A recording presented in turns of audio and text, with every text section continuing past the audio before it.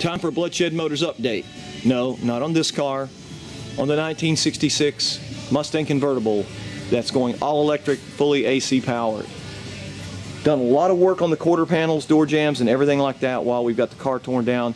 I've refloated all of that and hand blocked it numerous times, and it is damn near perfect. So next step is to coat it down with some epoxy primer so that we can handle the car a lot and not worry about getting grease or contamination into the primer before we do the final paint.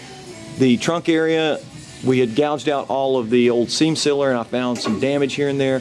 So I started repairing some of that. I'm not going to go too far with it though, because we don't know what modifications are going to be made to this area to house the batteries. So again, as you can see, the sides are just looking great.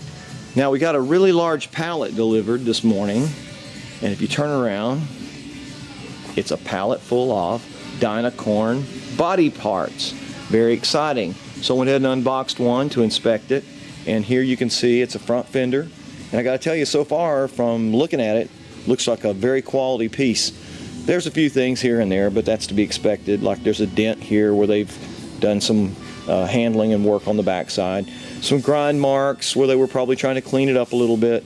But you know, it's most likely going to need to be slightly modified to do a nice fitment to the car anyway.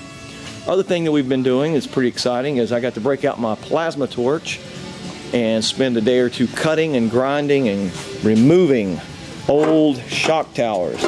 Shock towers gone.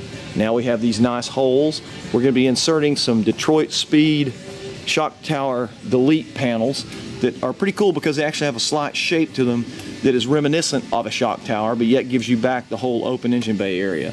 So we got to do a lot of metal work up here, flattening these sides, putting in new metal. Got a new radiator support coming in from Mustangs to Fear that has no holes or openings cut in it, so we can decide where we would like to have airflow coming through. Alright, so I've got the epoxy primer now in the trunk area. Even though we're going to be doing some cutting and welding, it's okay. I still wanted to get this in here to put the seam sealer in on top of it. And I went ahead and took care of the inside area where the convertible top's going to go. So there will be no problems with rust and fresh seam sealer everywhere.